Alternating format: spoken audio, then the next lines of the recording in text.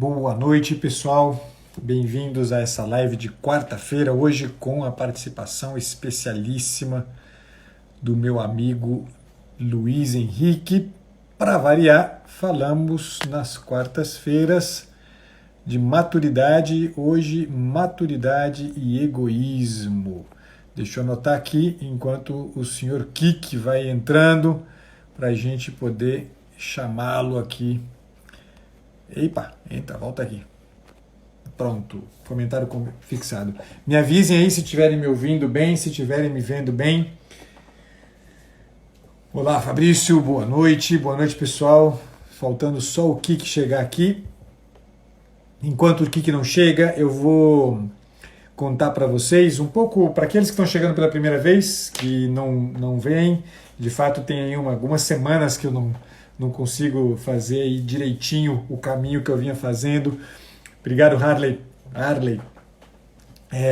O caminho que eu vinha fazendo com vocês nessas lives de quartas-feiras, que como eu já havia previsto, já havia dito para vocês, salve Kiki, deixa eu ir chamando você. Transmitir ao vivo. Deixa eu ver se ele entra, e é bom que eu já dou a... Bom, enquanto ele não vai entrando... Aí, grande Kiki, boa noite. Boa Tudo bom, noite, meu cara? Pacheco. Como está? Tudo jóia, graças a Deus.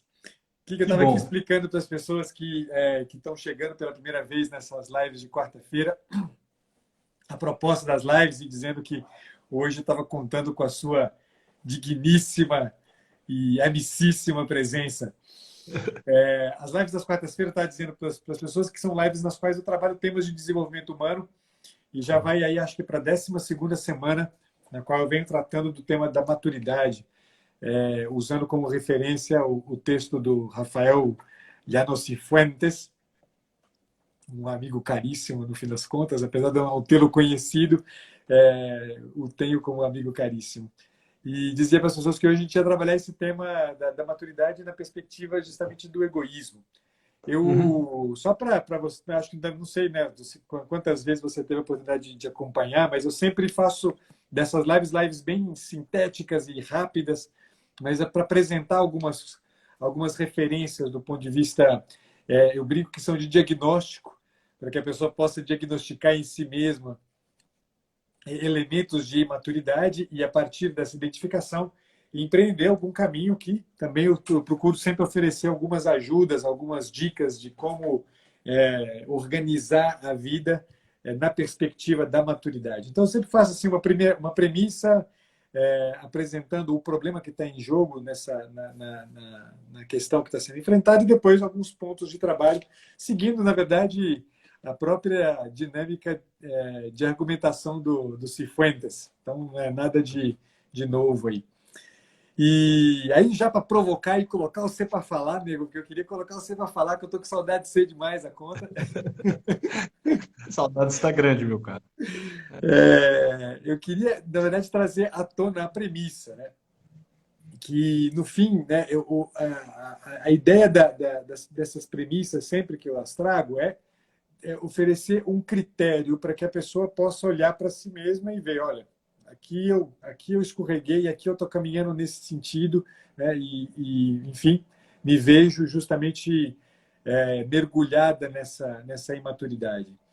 E nessa premissa hoje, o que se diz assim, né, eu vinha trabalhando já há um tempo com as pessoas sobre a questão, né, da falta de objetividade do imaturo, né?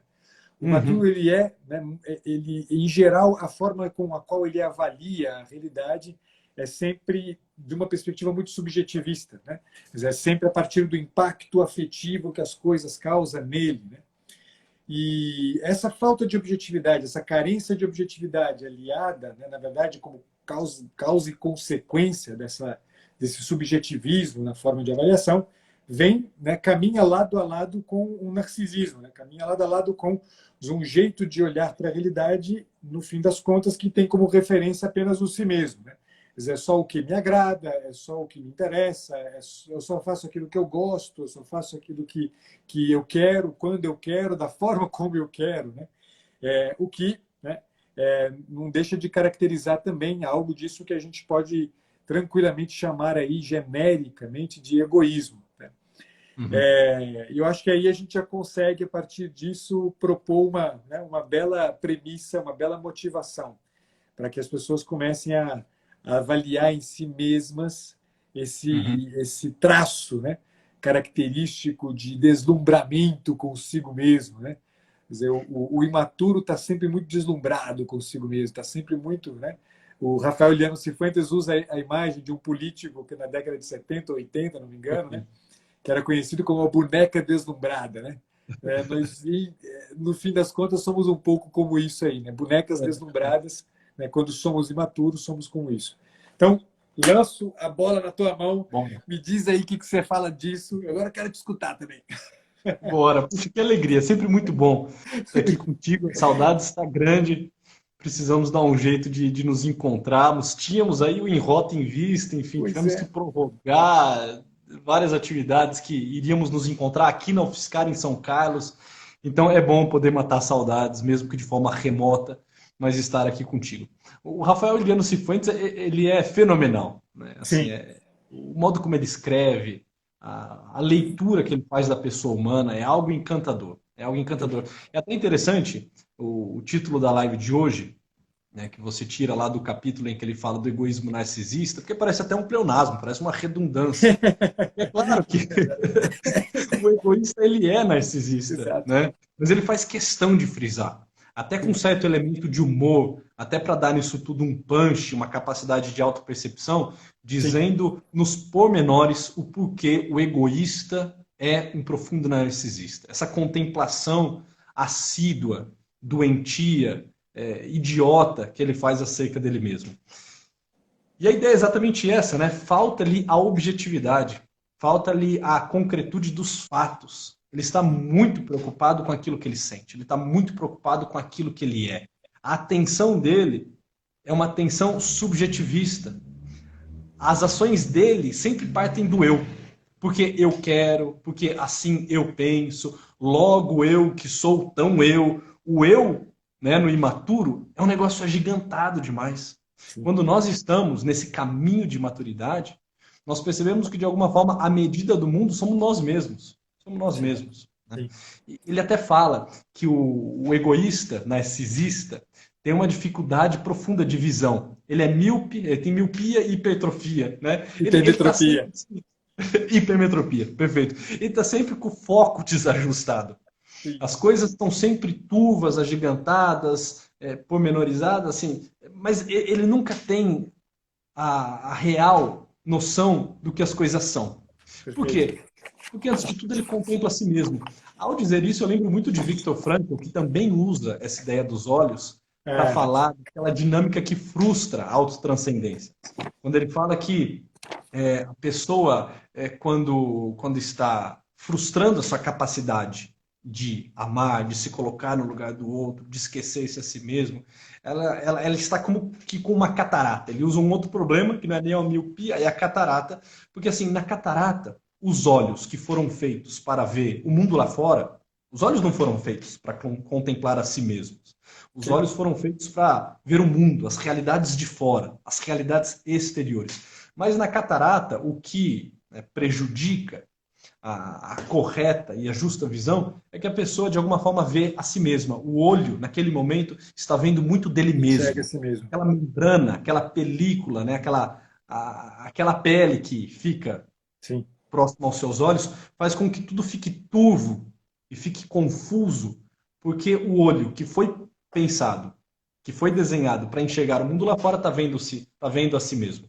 Né? E ele descreve isso, olha, realmente quando nós estamos vendo muito nós mesmos, quando de alguma forma, ao nos lançarmos para o mundo objetivo, a concretude do mundo, nós ainda olhamos muito para nós, esse nós, este eu avolumado, agigantado, prejudica sobremaneira a nossa visão. Né? sim, E aí, Cifuentes tem uma colocação que, inclusive, eu uso muito no Enrota. Né? Ele fala, olha, o imaturo, o egoísta, narcisista e, portanto, imaturo, ele é tão ridículo, que quando ele pensa nos outros, ele pensa sob a seguinte perspectiva. Né? De repente, você chega para o imaturo, né, para o egoísta narcisista, e fala, porra, mas, cara, você só está pensando em você. Existem os outros, existe um mundo lá fora, existem pessoas para serem amadas, pessoas que você pode servir. E aí é como se o imaturo dissesse assim: os outros? Quem são os outros? Os outros são aqueles que eu me utilizo, os outros são aqueles que me servem, os outros, no máximo, são pessoas sobre as quais eu piso para me levantar e para me erguer, para me tornar maior e mais forte. A única utilidade do outro para o narcisista, para o egoísta e, portanto, para o imaturo, Perfeito. assim, é pisar sobre o outro, é usar uma atitude utilitarista. Quando entra outro na jogada é porque ele serve para o meu bel prazer, porque ele satisfaz os meus interesses pessoais e mesquinhos, porque ele satisfaz os meus desejos libidinais, porque ele satisfaz a minha sede por poder. Só isso. O outro só entra na jogada quando ele é um joguete, quando ele Sim, torna-se um uso. Nunca como um fim em si mesmo, né? perfeito. Nunca como uma dignidade intrínseca, né? Perfeito. Então, assim, é exatamente isso. O que você começou dizendo, né? Falta-lhe a objetividade e sobra-lhe, é evidente, o subjetivismo, Subjetivismo. né? Uma Exatamente. leitura muito, muito, muito exacerbada sobre si mesmo. E é engraçado porque aí inclusive falando isso aí, dá para a gente até começar a pensar em alguns, né, dos elementos de saída disso. Né? Como é que a gente vence essa perspectiva? E é interessante porque essa ideia, né, de que o outro, quando está no horizonte de atenção do egoísta, do narcisista, é sempre em vista, né, de uma perspectiva do para mim. Né? Não é o outro, é o para mim. Então, uma saída, certamente, né, um primeiro exercício, né, uma primeira prática sobre a qual a gente pode se debruçar e se ocupar dela em termos de trabalho pessoal é exatamente, né, o colocar o outro no foco. Né? Quer dizer, colocar o outro no foco mesmo, né, e tornar o alvo das nossas ações, o alvo do nosso pensamento, o alvo das nossas atenções, o alvo do nosso amor, o outro. Né? Quer dizer, pensar no outro é a primeira grande saída. Né? Quer dizer, normalmente, né, para o narcisista, a expressão para mim vem sempre acompanhada do que ele diz. Né? Não, para mim, né? Para mim a coisa é assim, para mim não sei mais o que. Né? Desculpa, eu estou um pouco me lixando do que é para você, me interessa. Dizer, o que interessa quando eu estou na relação com você, o que me interessa é exatamente que você olhe para mim, né? Que você pense em mim. Né? E na relação, né? A saída, certamente. Né? Coloquemos-nos aqui justamente na perspectiva de quem precisa entrar na relação com o outro, tendo o outro, né, como fim em si mesmo, tendo o outro como objeto de atenção e, sobretudo, objeto de atenção por força da dignidade que o outro carrega em si. Né? Esse aqui é um trabalho certamente muito importante e esse pensar em si mesmo, quer dizer, tem muito que ver com aquilo a que acho que a gente chegou até uma vez a conversar sobre isso, né? Quando a gente falou de grandeza de coração, né? Quer dizer, esse Perfeito? pensar no outro, né? Essa magnanimidade tem tudo que ver com a generosidade, né? É ter uma atenção generosa, ao invés dessa atenção mesquinha, né? Essa atenção pequena, que tem sempre como foco, como horizonte final, o si mesmo. Né? Então, acho que aqui tem, né? Não sei o que você pensa, mas acho que esse aqui, o Cifuentes, ele começa exatamente a trajetória aí de solução, né? Do vencer essa posição narcisista, dizendo isso, né? Começa vivendo para os outros. Começa vivendo para os outros. Aqui a gente já deslancha, já caminha uns 200 passos aí no rumo da saída Sim, desse narcisismo egoísta. Né? exatamente. Se todos nós tivéssemos muito claro, isso é muito custoso, é evidente, mas se todos nós Sim. tivéssemos muito claro o seguinte imperativo: eu não me pertenço. Eu não me pertenço. Ecco. Assim, eu sou para o outro. É Sim. para isso que eu vim ao mundo. Sim. É para isso que eu vim ao mundo. Para ser para o outro, para ser para alguém. Assim, eu não me pertenço. A minha vida ou ela torna-se uma oblação, ou É. ela se configura enquanto um dom, uma entrega generosa, genuína, então, assim, olha, o que eu estou pesando sobre a Terra? Eu tô frustrando a minha própria dinâmica. Eu não fui feito para isso. Eu não fui feito para isso. Sei lá, eu posso até usar o ferro de passar, né? Assim, como peso de folha. Mas você entende, assim, a finalidade fica frustrada. Eu não tiro o melhor dele quando eu faço dele peso de folha. Abri agora aqui, tá ventando. Até pouco tempo atrás tinha um ferro aqui, né? A Thaís estava passando a sopa da semana. Olha, eu até posso usá-lo para colocar em cima das minhas anotações. Mas assim, eu não estou tirando o melhor dele. Não foi para isso que ele foi desenhado, não foi para isso que ele foi projetado. Se eu botá-lo na tomada, deixá-lo na temperatura ideal, né, e começar a passá-lo sobre as peças, aí sim, aí eu tiro a excelência dele, aí ele desamassa, aí ele dá o caimento, aí ele dá a vestimenta correta. Agora, somos nós, quando a gente faz qualquer outra coisa que não ser para alguém, ser para fora, viver autotranscendente, a gente, assim, é uma engenharia sofisticada, cheia de capacidades e potencialidades que está servindo de peso morto, está servindo Exato. de peso de folha. Aí tem uma coisa que o Viktor Frankl retoma daquele Rabino Hillel, eu acho, daquelas Uhum. 3 perguntas, que são perguntas que, puxa, né, ali, né, a gente poderia passar uma noite inteira falando do impacto que essas 3 perguntas podem trazer nesse caminho de maturidade, né, que ele fala, se eu não fizer, quem vai fazer? Perfeito. Se eu não fizer agora, quando é que eu vou fazer? E aí a terceira e a mais dramática de todas é dizer, se eu fizer por mim, Quem quem sou eu eu? serei, né? Quem eu sou, né? E a gente pode até acrescentar aqui uma interjeiçãozinha, né? Que raios eu serei se tudo que eu fizer por mim? Que merda de vida que eu vou ter se, no final das contas, toda a minha vida se resume a realizar coisas para mim, né? Para mim. Então, Uhum. sem dúvida nenhuma, no caminho de maturidade, a gente precisa fazer isso aqui. E aí, eu acho até que tem uma coisa que se encadeia, quase que como uma lógica dentro desse processo, aqui, dizer, se é verdade que a minha vida deve ser empregada na atenção ao outro, é verdade também que, no fim, a gente é, está na vida para responder às Perfeito. necessidades que os outros nos trazem. Responder àquilo que a vida nos provoca o tempo inteiro. Quer dizer, que é o segundo ponto que o Cifuentes aponta, que é justamente sobre o trabalho, sobre a própria responsabilidade. Quer dizer, se eu não entendo que a vida, na medida em que eu cresço, me impõe responsabilidade, e responsabilidade vem disso, de responso, né? Quer dizer, a capacidade de responder entendendo que cada evento da vida que a vida me impõe é um chamado para que eu responda, e também entender que os meus atos, os meus gestos na relação com o outro, na relação de resposta às necessidades do outro, são de minha responsabilidade. Né? O imaturo, ele geralmente, né, ele joga nas costas do outro. Né? Então, coronavírus e todo o drama que está em jogo aí é responsabilidade do Estado. Bolsonaro tem que dar um jeito da gente conseguir colocar os velhinhos em casa. O prefeito tem que fazer não sei o quê, o governador tem que fazer não sei o quê. Você, que raios que você está fazendo na tua vida de vereador que você ainda não resolveu o meu problema do coronavírus? A gente Sim. joga sempre a responsabilidade na costa dos outros e, normalmente, o imaturo, ele, diante do próprio erro, do gesto que é o gesto para mim, o gesto que normalmente é o gesto imaturo e egoísta, ele nunca se responsabiliza. Ele Não. nunca se Ele sempre dá desculpa, né?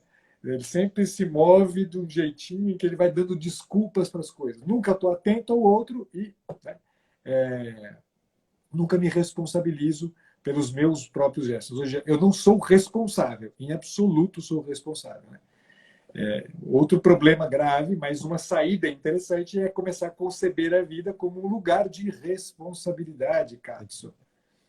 Exatamente, exatamente. E tem uma colocação muito interessante de Cifuentes, né? Que ele fala que o imaturo ele não fica interrogando, ele simplesmente responde, ele deixa-se interrogar. Ele não fica Exato. perguntando o que farão por mim, né? E você, presidente da República, e você, governador do estado, e você, prefeito municipal, né? E você, empresário, e você, pai, mãe, e você, patrão, e você, esposa, e você, assim, ele não fica interrogando as pessoas, ele se deixa interrogar. né? Exato. Ele entende que a dinâmica é a dinâmica da resposta. Exato. Ele Que escuta legal. Bem atentamente o lembrado. apelo que a vida faz, né? Ele tem um ouvido assim muito refinado. Olha, peraí. O mundo me chama. Não sou eu que chamo o mundo para que ele me Exato. sirva. Não sou eu que fico chamando as pessoas, lembrando elas dos direitos que eu tenho. Olha, porque você sabe que eu tenho direito a uma boa live, hein? Você me convidou aqui para essa noite, então eu tenho o direito da sua atenção plena. Você que não tire os olhos aqui de mim, as pessoas que estão na sala, que me deem o direito de um bom espaço, de uma boa fala. Eu tenho o direito da atenção de todos os senhores e senhoras, né, 65 pessoas que aqui estão. Ele não fica assim lembrando os outros dos direitos que eles têm, que ele tem. Sim, Ele se lembra a todo momento dos deveres sim. que ele deve ter nesse mundo. Porque os deveres é responder ao chamado. Tá, eu tenho o direito a ter um espaço aqui na sua live, mas eu tenho o dever também de não ficar falando borracha, entendeu? Eu tenho o dever de estar minimamente preparado, eu tenho o dever de dar a minha atenção a isso tudo, porque eu estou aqui no teu canal, no teu Instagram, no teu momento, na tua quarta-feira. Então, assim, muito mais do que direito, e dane-se os direitos que eu tenho aqui um dever. O dever de estar inteiro. O dever de, sabe, de não bagunçar, de não tumultuar, de não fugir do foco. E o imaturo, ele é muito rápido para lembrar dos direitos e muito lento para se cobrar dos seus deveres. Ele briga pelo seu direito, né, por nem R$ 1 a mais. Tá, porra, mas qual é o seu dever, cara? Sabe, cumpre o teu dever, para de esperar que uma instância superior, um ente abstrato, um Estado, faça algo por você. Se fizer, ótimo, tá feito, receba de bom grado. Mas você não merece nada. Assim, o que lhe cabe é simplesmente fazer nesse mundo, né? Exato. Que é a dinâmica, né, do imaturo, de ficar assim, a todo momento querendo interrogar os outros, botar o Sim. dedo e o maduro ele aponta o dedo para si Para mesmo, si né? mesmo. Isso aqui Exatamente. tá assim é porque eu não fiz ainda o que eu deveria. É Exato. porque eu não fiz a diferença na vida de ninguém, né? Que é um ponto interessantíssimo dessa reflexão do Cifuentes, né? Sim. E aí tem até uma coisa que ele fala lá que eu gosto muito, né? Que ele diz, olha, o homem é aquilo que ele ama, é aquilo com que ele se compromete. Então, se você pensa que uma pessoa, né, chamada à responsabilidade, chamada, portanto, ao cumprimento do próprio dever, no fim das contas, na medida em que ela responde a isto, ela está justamente anunciando, gritando para o mundo aquilo que ela ama, aquilo com que ela se compromete. Você está diante, portanto, de um homem. Né? Você está diante de alguém que você conhece, que você consegue entender qual o caráter dessa pessoa. O imaturo, né, ele exatamente porque ele está o tempo inteiro na superfície, ele está o tempo inteiro guiado pelo sentimento. Dizer, qual é a impressão que você tem? Dizer, qual que é? Você se relaciona com uma pessoa guiada pelo sentimento o tempo inteiro? Dizer, você não consegue confiar numa pessoa dessa. Né? Você não consegue colocar na mão dela uma necessidade. Né? Você não consegue colocar diante dela, né, uma urgência que para você se faz, né, premente, né, que se faz gritante. Porque no fim das contas você sabe que aquela pessoa é de um caráter fragilíssimo, é alguém que não se compromete, é alguém que não vai levar a termo, é alguém que em algum momento vai dizer, tô de saco cheio, vai. É alguém que em algum momento vai parar e falar assim, tem que ser agora, estou tão cansado, né? Estou aqui assistindo a minha live com o Kiki e com o Pacheco, por que eu vou ter que fazer isso agora? Né? Ou seja, você vai saber a espessura, o peso, dizer, a força de um homem, né, de uma pessoa, a partir do momento em que você vir com o que ela se compromete. Quem se compromete só consigo mesmo, certamente tem a fragilidade de um palito de dente. Né? Não consegue manter de pé absolutamente nada. Isso é de uma gravidade fora do comum. Né? É Uhum. muito importante isso para a gente. Então, o caminho de saída desse egoísmo, para além né, do voltar-se para o outro, né, dar uma atenção ao outro, para além da necessidade de a gente ser responsável e cumprir o dever, né, traz à tona, né, a necessidade da gente olhar para a gente mesmo na perspectiva de alguém que precisa construir um caráter sólido. Né? Quer dizer, não, a maturidade não vai acontecer assim, né? Não vai acontecer. Bom, cheguei nos 35 anos, agora sou maduro. Ô, rapaz! Se fosse assim, estava tão bom, né, Kiki? Se fosse É assim... um meninão crescido só, né? É um meninão crescido. Exatamente. Não é assim, não é um processo de hominização, como diz o Gabriel Marcelo. Né? A maturidade não é um processo de hominização, né? É um processo de humanização, né? De tornar-se pessoa. E isso requer empenho, e isso requer esforço, construção do caráter, construção da personalidade, que é um trabalho que cada um de nós deve fazer. Quer dizer, pensar no outro não é natural, né? Não é assim, né? No sentido de, apesar de ser estrutural, dinamicamente falando, é exigente, Cáspita. Dinamicamente falando, pede da gente o empenho, pede da gente o compromisso. É aqui onde a gente vê que o camarada ama mais do que a si mesmo, ama o outro. Né?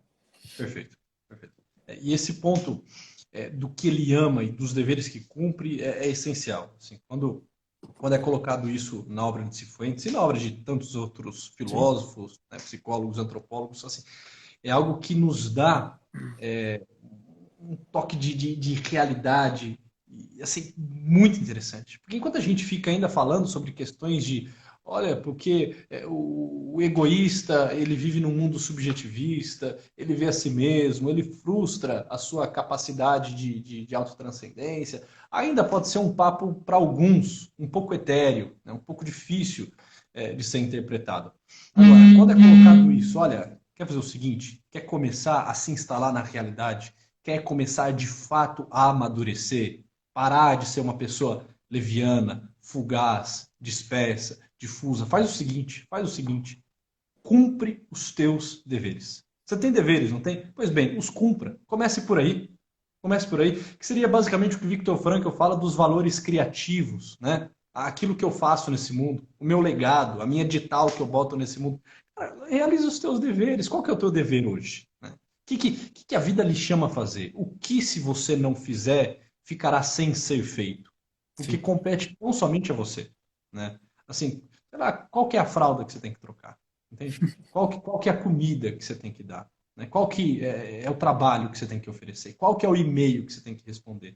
Qual que é o pano na casa que você tem que passar? Entende? Assim, deveres, assim, coisas cotidianas, coisas rotineiras, que inclusive já foi um tema de uma live muito gostosa que nós fizemos, né, sobre o rico de Nora, né? Exato. Os teus deveres, e Cifuentes tem uma frase que eu acho fantástico, né? Ele fala, olha, cumpra os teus deveres e os teus deveres te realizarão. Perfeito. Quer se realizar como pessoa? Chega no fim do dia, bota a cabeça no teu travesseiro, faz o teu exame de consciência e constate, porra, no dia de hoje eu, assim, continuei sendo um medíocre, um mesquinho, um cafajeste, mas assim, cara, tem algo nesse dia que foi interessante. Os meus deveres eu cumpri. Talvez eu ainda não fui capaz de amar generosamente. Talvez o meu coração ainda não está dilatado para ser um magnânimo. Mas, porra, eu cumpri os meus deveres, tudo que me cabia eu fiz. Né? Eu respondi a tudo aquilo que no dia de hoje o mundo me chamou, mesmo que fossem coisas pequenas e pontuais. Isso começa a dar senso de realidade à nossa vida, né? Isso começa a dar uma certa densidade na nossa existência. Exato. E é bacana porque isso aí faz pensar, né, numa coisa que... Porque, dito dessa forma, que como você está dizendo, alguém poderia objetar assim, né, mas eu sou uma dona de casa, o que eu vou fazer para o mundo? Né? A gente, inevitavelmente, né, é impressionante como a gente acaba avaliando, né, a maturidade usando critérios que não são os critérios justos, né?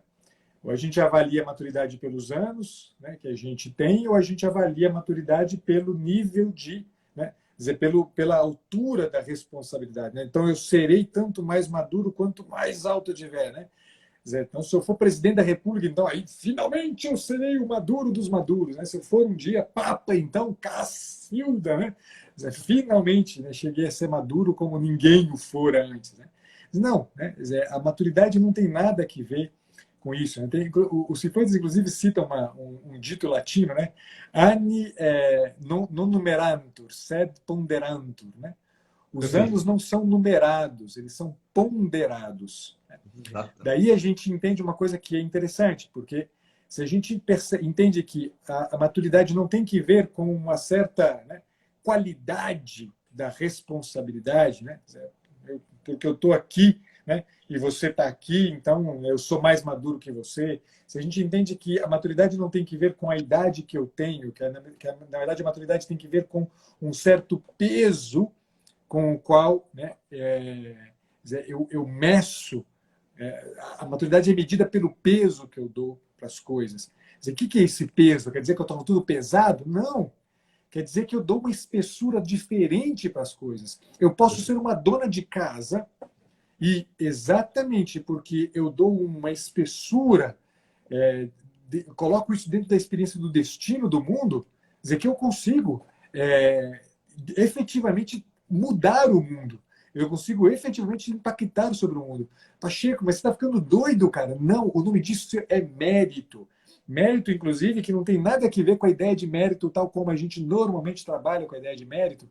Dizer, mérito quer dizer que o meu gesto, quando ele é concebido na esfera de uma solidariedade, né, dizer, que pode se tornar em um gesto concreto de solidariedade, efetivamente, como pode se tornar naquele gesto de ir lá e fazer, né, aquilo que eu tenho que cumprir dentro de casa, lavando e passando pano no chão, lavando aquela louça que está lá. Dizer, se eu entendo que aquele gesto não termina ali, que aquele gesto pode construir o mundo, que aquele gesto pode ter um impacto sobre o mundo, e tudo depende de uma consciência com a qual eu realizo o gesto.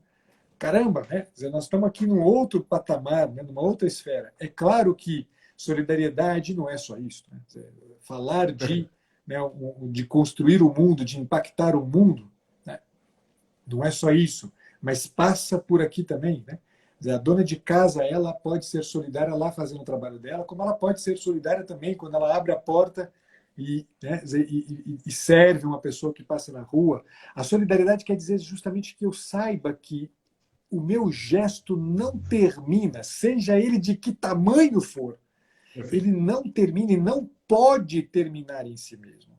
O meu gesto ele é gesto de alguém que entende que vai deixar uma marca no mundo. É gesto de alguém que é supremamente responsável, no fim das contas. Né? Porque a responsabilidade é isso. Né? A responsabilidade, no fim, é saber, né? Se a gente pudesse pensar eticamente falando, né?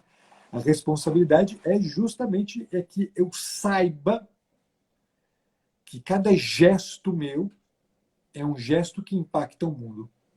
Perfeito, perfeito. Cada palavra minha. E assim por diante. Eu estava até tentando achar aqui, eu não me lembro, em algum momento ele conta uma história, eu acho que ele tira da literatura, né? De uma senhora que fazia um serviço extenuante, um serviço pesado. É uma enfermeira. Era uma enfermeira, né? Era. Uma enfermeira. E que fazia assim, aquilo com muita devoção, com muito zelo. É uma baita de uma enfermeira, que no fim do dia chegava cansada do seu serviço, porque ela havia dado tudo de si. Assim, ela não tinha reserva nenhuma consigo mesma. E uma pessoa a interrogava, falava, poxa, mas todo dia, né? Você chega assim cansado em casa, extenuada, né? E você dá o melhor de si mesmo no seu serviço por um salário tão baixo, né? Eu acho que você deveria ganhar mais, né? E ela respondeu, não, eu ganho o que ganho. Não, eu sei, mas me parece uma injustiça. Você deveria ganhar mais. Pelo que você faz, pelo amor que você bota na tua atividade, você deveria ganhar mais. Não, mas eu faço o que faço, ganho o que ganho, nem se fosse R$ 1 a mais. Olha, aí ela responde, se eu devesse ganhar R$ 1 a mais e não ganho, Deus sabe. E isso para mim basta. Grande. Olha o valor de mérito. Cara, é melhor ter R$ 1 no banco de Deus, rendendo juro, né, lá no banco dele, que é generoso, sim, do que ter R$ 1 a mais rendendo aqui, no banco aqui. né, no meu banco, né, no meu bolso. Deus é generoso. Imagina o que ele faz com R$ 1. Aquele que nos fez do pó. Aquele que do nada fez tudo. O que faz com esse mérito de R$ 1? Então, e aí ele continua dizendo, fala, olha, naquele momento eu percebi que eu estava diante de uma mulher religiosa, coisa que eu nunca soube. Eu não sabia que o que o animava era um senso de religiosidade, um senso, né, de uma profissão de fé profunda, na qual ela fazia o que fazia por amor aos outros, mas acima de tudo, por amor a Deus. Exato. Se nós tivéssemos essa clareza, nós não ficaríamos tão preocupados com a magnitude da nossa ação. Eu não sou papa, eu sou só né, um vigário. Tem um padre aqui na live, só bênção, padre. Rapaz, a bênção. Aqui, né? Mas assim, a questão não está nessa magnitude de ação, está na magnitude da intenção. Sim. Como diz Santa Teresa, né? Faça Sim. coisas pequenas, né? Madre Teresa de Calcutá, faça coisas pequenas, mas com um grande amor. O que você faz pode ser pequeno. O que importa, no fundo, é a intensidade e a intencionalidade do seu ato. Qual a magnitude do ato e qual a intencionalidade do seu ato. Isso vale mais do que o ato em si. Ser faxineiro, ou ser presidente da República, lavar um prato, ou ser um grande empresário, né, de uma multinacional. Né? Assim, tanto faz, tanto faz. A grande questão é a seguinte, com qual amor, com qual intenção eu faço o que faço. Caso contrário, assim, a gente vai ficar preso no materialismo, né? Exato. É uma questão muito horizontal, como você costuma falar. E esquecemos da verticalidade da vida. Exato. E aí, você falou uma coisa aqui enquanto eu lia o Cifuentes, eu não me lembro se ele fala exatamente nesses termos, mas eu fiquei pensando numa coisa, e até esse caso da enfermeira me chamou muita atenção e me fez pensar nisso. No fim, Kiki,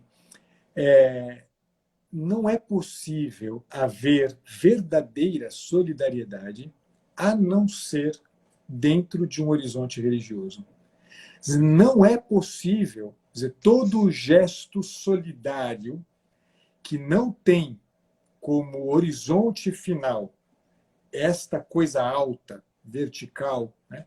Dizer, não tem no horizonte, não carrega consigo como o ponto de fuga para o qual é guiado e orientado o gesto de solidariedade, inevitavelmente é um gesto que termina em si mesmo.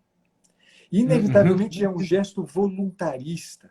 Claro. É uma fazeção de coisa. Não me diferencia em nada de um camarada que está na Avenida Paulista tentando convencer o transeunte a comprar algum adesivozinho do Greenpeace para poder salvar as baleias. Eu estou pouco me fudendo para as baleias. As baleias do mundo podem todas acabar. Todas acabar. Eu tô nem aí para baleias e pro caralho a quatro de que bicho for que esteja em extinção. Mas eu não posso conceber a hipótese de me relacionar com uma pessoa passando necessidade e não empreender um gesto de sacrifício, essa palavra que está em jogo. Sacrifício. A solidariedade ela é sacrificial. Se a solidariedade não é sacrificial, ela é só voluntarismo. Ela só serve para coçar, fazer cosquinha na sua pele e te fazer sentir um gostinho gostoso de como eu fui bem. Então não é solidariedade esse gesto. Esse gesto, no fim das contas, ele é autorreferente. Esse gesto, no fim das contas, é uma expectativa de aplauso. Quer dizer, a solidariedade ela é sacrificial. Ela é sempre sacrificial. Ela tem alguma coisa de sagrado. É um trabalho sagrado. Sacrifício vem de sacro officium. É um trabalho sagrado. Eu faço um trabalho sagrado de atenção ao outro. Eu derramo o sangue pelo bem do outro. Agora, que raios de pessoa é a pessoa que derrama sangue por causa de uma maldita de uma baleia? Oh, pelo amor de Deus, Zé Canudo, né? Tem gente que sai gritando e rasgando as vestes porque no restaurante vende refrigerante com canudo. Pelo amor de Deus, vá a merda com a maldição dos canudos, que morram todos os peixes do mar, não tem problema. Agora, ninguém é capaz de uma atenção sacrificial pelo outro. A gente faz sacrifício por causa de canudo e não faz sacrifício de atenção solidária, verdadeiramente solidária pelo outro. É desconcertantemente absurdo que o movimento, né, que possa existir alguém que se mova desse jeito. Né? E isto é supremamente egoísta. A gente não se dá conta. Uma solidariedade invertida, é uma solidariedade, esta solidariedade que se vomita por aí, pelos quatro cantos do mundo hoje em dia, como sendo solidariedade, é uma distorção, né? Da verdadeira experiência sacrificial que está em jogo quando a gente está falando de vencer o egoísmo narcisista. Isso é um troço que a gente precisa se exercitar de fato, né? É de gastar-se pelo outro, de derramar o sangue pelo outro, de fato. Né? Exatamente, exatamente. E você falando isso, eu lembro da ideia de tapeimos, né? A assinatura dos bispos iniciam sempre com um T. É um T. É que parece uma cruz. A gente Sim. corre o risco de achar que é uma cruz, mas é um T. E é um T de tapeimos, que os lembra da vocação deles. A vocação de ser tapete. O que é tapete? Tapete é aquilo que eu piso. Assim, só há, de fato, uma vivência religiosa profunda se todos nós, claro, isso fica estampado na assinatura dos senhores bispos, mas assim, se todos nós entendemos que nós temos que ser tapete, um lugar onde os outros pisam. Nós não estamos aqui para pisar em ninguém, mas tantos quanto quiserem podem pisar em nós. Exato. Pisem, limpem a bota a sola das botas aqui em nós, né? Pisem, usem. Não que você está correto, mas assim, eu estou aqui para isso. Eu estou aqui para ser usado, eu estou aqui para ser gasto, como um sabonete, como uma vela. Ou eu me consumo, ou eu sou tapete, né? Ou eu torno o seu caminhar mais leve, mais macio. Ou então, assim, eu estou vivendo de filantropia porca. Ou eu estou vivendo de modéstia. Né? Ou então, assim, eu estou buscando a recompensa disso tudo. Eu dou, né, com uma mão e quero receber a recompensa com a outra. Só existe solidariedade de fato quando existe sacrifício. Sacrifício é o seguinte, eu perco. O que você está ganhando com isso? Nada. Assim, nada. Se um dia eu vier a ganhar algo, é por graça. Assim, eu não faço isso porque eu ganho, até porque assim, eu não tenho muita garantia de que eu vou ganhar. Eu não tenho garantia, eu não sei. Faz isso porque busca o céu. É evidente que eu busco, mas eu não me dou o céu. O céu é um prêmio, é uma graça. Né? Assim, uma graça do amor generoso e abundante de Deus. Eu não merecia assim, nem triscar lá. Se ele quer me botar lá para todo sempre, é por graça. Agora, eu faço porque eu estou aqui para isso. E é evidente que é uma atitude dificílima. Isso, essa fala, recruta a nossa fibra moral e nos lembra o que nós precisamos viver. Mas é evidente que, assim, esse é um caminho difícil. Sim. Esse é um caminho de renúncia. Esse é um caminho de ascese. Esse é o caminho da cruz. Né? Quem quiser me seguir, renuncie a si mesmo, tome a sua cruz e me siga. E nós estamos numa semana muito propícia para meditar a nossa cruz. Quantas e quantas vezes nós a deixamos? Quantas e quantas vezes nós negamos esses atos sacrificiais que a vida nos demanda? E não é também, isso é importante ficar claro, né? E não é que nós vamos sair buscando sacrifício. Como se nós fôssemos, assim, agora, né, masoquistas. Né? Como se, assim, fiquemos tranquilos. Ele se apresenta a nós, ele chega à nossa casa. Assim, nós não precisamos procurar, né, grandes dificuldades, nós não precisamos procurar lugares nos quais nós podemos nos sacrificar. Eles já estão lá, basta olharmos, basta contemplarmos, basta sermos verdadeiros com nós mesmos e perceber, escutar, que tem pelo menos uma meia dúzia de pessoas as quais nós devíamos estar servindo e não estamos, porque assim somos medíocres, porque somos imaturos, porque somos narcisistas, porque estamos muito preocupados ainda com o que elas estão fazendo com a gente. Dane-se o que elas estão fazendo de nós. Porque elas falam de mim, porque elas me interpretam mal, porque elas me julgam mal, porque quando eu era pequeno, lá no Natal de 86, né, porque quando eu vim ao mundo, porque né, certo dia, numa tarde ensolarada, quando estávamos todos reunidos, vai cagar, assim, para com isso. Para. Assim, vai lá e serve, vai lá e se derrama. Né? Onde não há amor, assim, regue amor e colherás amor. Plante amor e colherás amor. Né? Esses atos sacrificiais, eu concordo em gênero, em número e em grau contigo. Se não for, se a solidariedade não tiver essa verticalidade, não tiver, né, esse senso do divino, se não tiver o sacrifício, Sim, é mera filantropia, né? É exato, mero movimento narcísico. exato. Que é o que mais acontece hoje, né? Sim, e aí acho que uma coisa que eu acrescentaria, não sei nem se eu acrescentaria ou se já não estava lá no Cifuentes, e que, no fim, eu acho que pode ser pode ser não, eu acredito que seja um elemento muito importante desse aprendizado, né? Da solidariedade sacrificial, né? Dessa disposição de entrega total ao outro, que é a necessidade da gente ter diante dos olhos pessoas que vivem desta forma. Uhum. A Didaquê, né, um dos primeiros livros do cristianismo, eu tenho repetido muito recorrentemente essa frase porque ela tem me acompanhado. Né? Eles diziam: buscai sempre o rosto dos santos e tirai, e tirai consolo de suas palavras. Né?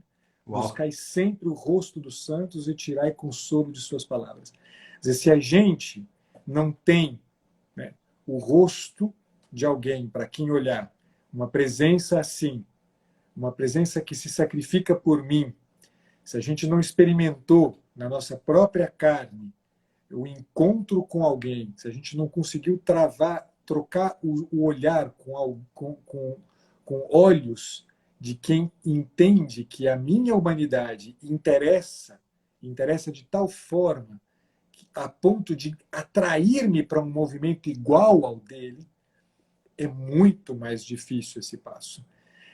Porque, no máximo, a gente vai achar que essa é uma coisa para alguém muito especial. Né? Santa Teresa de Calcutá é uma coisa especial para uma enfermeira como aquela lá né, da história. É só para gente muito especial. Mas não, gente.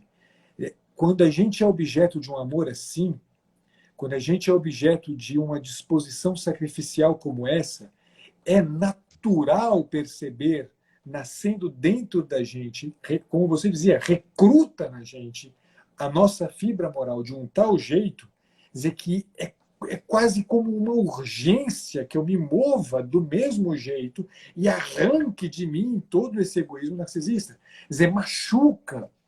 Quando eu sou olhado desse jeito, machuca sustentar ainda o narcisismo egoísta. É como se fosse um espinho que me incomoda.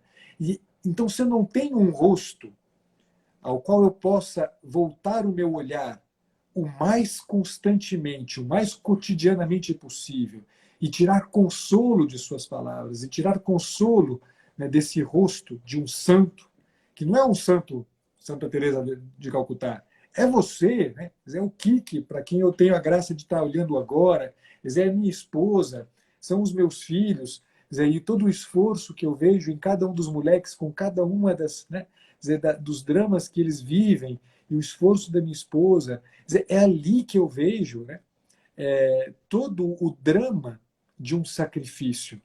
O sacrifício com a estatura que tem, o sacrifício que uma Clara de 4 anos de idade faz. É claro que, né, ela não faz sacrifício algum, mas tem ali, né, a possibilidade de um caminho de santidade, tem ali a possibilidade de um caminho de sacrifício, e um caminho que não vai parar nunca mais. Não vai parar nunca mais. A gente acredita que vai ter um ponto da vida da gente que finalmente, ufa, acabou, amadureci. Ô, nego, se você estiver acreditando nisso, cara, você tá fudido na vida, né? O sacrifício vai te ser solicitado o tempo inteiro, né? O que você estava dizendo agora, né, Kiki? O sacrifício vai te sendo solicitado, né? Você não precisa correr atrás dele. Ele vai aparecer na tua frente. Vai aparecer alguém que vai gritar diante de você, me ajuda, né? E se não vai gritar, vai lançar olhos sobre você, dizendo, olhos que vão é, é, tornar evidentíssimo: eu preciso daquilo que você, só você pode me dar, que é o teu sangue, o teu sacrifício solidário por mim. Então a gente precisa ter rostos assim, né? A gente precisa ter presenças, a palavra é essa. Né?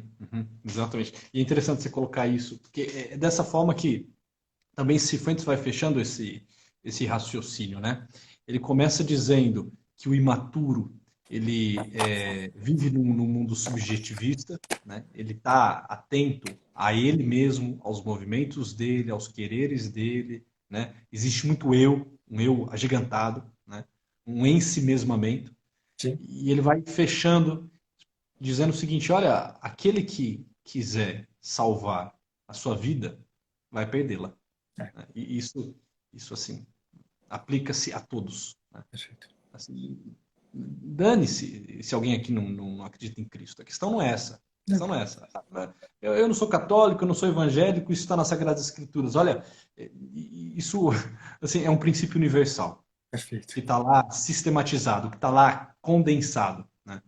Assim, a questão não é o Cristo. É claro que a nossa crença neste rosto, nessa figura perfeita que nos dá, né, encaminhamento, que pode ser contemplado, assim, leva-nos a um outro patamar, mas a grande questão é o seguinte: quem quiser salvar a si mesmo, salvar a sua pele, quem não quiser se fazer tapete, né, quem quiser, né, fazer esse algo que o valha, colocar-se num pedestal, quem quiser se guardar demais, inevitavelmente vai se perder.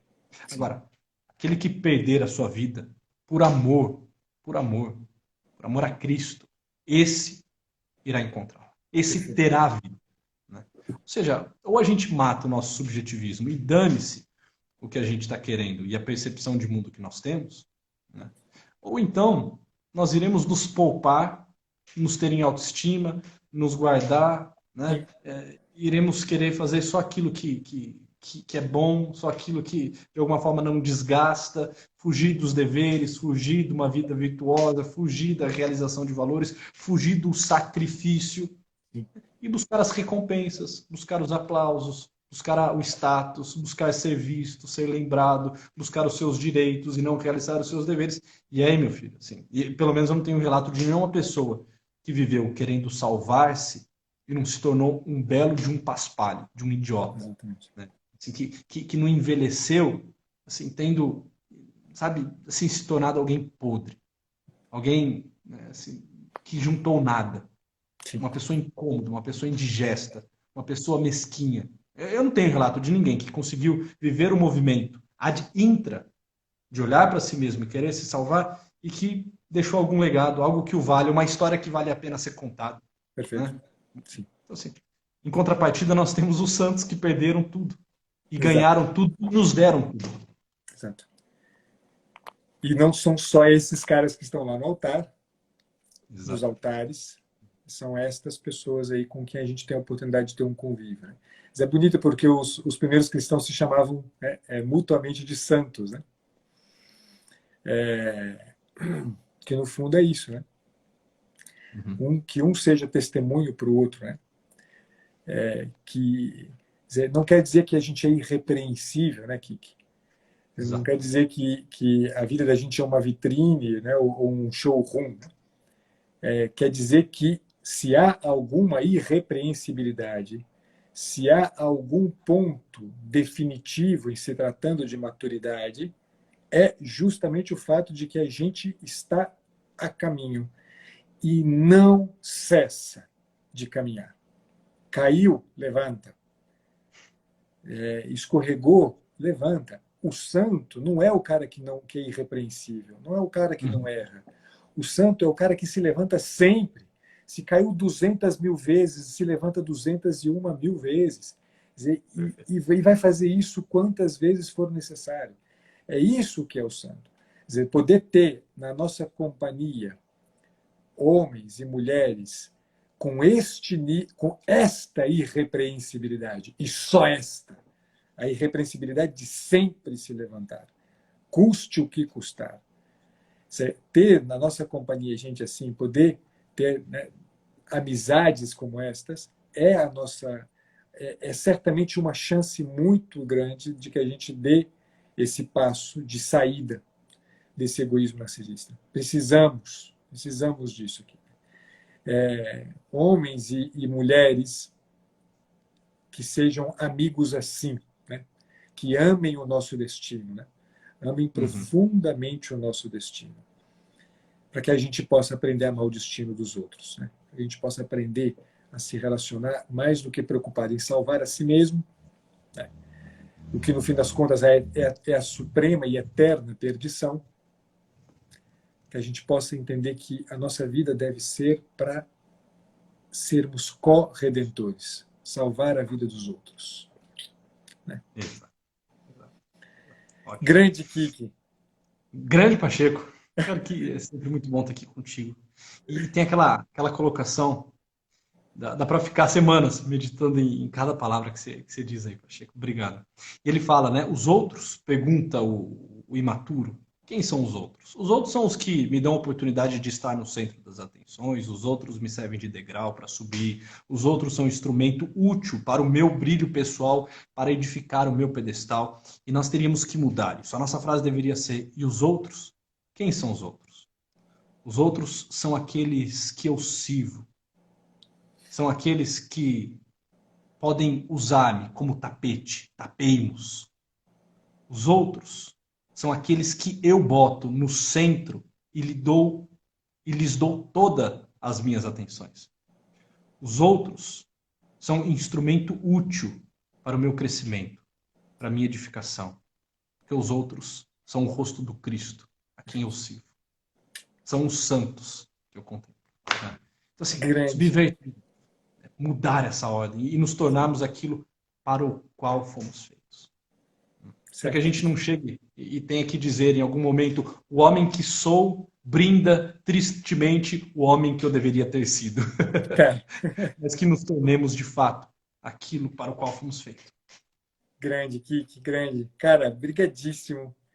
Alegria enorme. Estava com saudade mesmo de você. Muito bom poder trocar essas ideias com você. Espero que todos que estiveram aqui com a gente tenham aproveitado tanto quanto eu me aproveitei aqui da graça do teu sacrifício. Fico muito grato mesmo, cara. Desejo a você e a tua família, todos que estão aí, que certamente só vou voltar a ver agora na semana que vem. Desejo a todos vocês uma santa Páscoa. Nos próximos dias aí, começando o Tríduo Pascal amanhã, seja um tempo de preparação para todo mundo.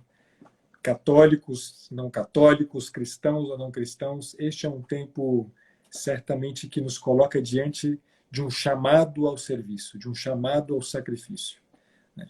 Então, é uma chance para todo mundo, não é uma chance para mim e para você, é uma chance para todo mundo. Obrigado, viu, Kiki? Obrigado de coração, meu irmão. Eu que agradeço. Obrigado pelo teu sacrifício. Obrigado por tudo que você tem feito. Uma feliz e santa Páscoa. Que possamos viver a nossa passagem e com Cristo ressuscitarmos por uma vida verdadeiramente nova. É bom poder contemplar o teu rosto e meditar as tuas palavras. Uma boa noite a todos que ficaram conosco até agora, né? Tarde da noite. Deixar um abraço ao professor Vitor, eu vi ele por aí. Pedir novamente a bênção para o padre. Lembre de nós, padre, nas tuas orações. Não poderemos participar do santo sacrifício da missa, mas nos coloque aí no teu altar. Exatamente. Chico, meu caro, forte abraço. Você também, meu caro. Com Deus. Amém. Fique com Deus. Valeu.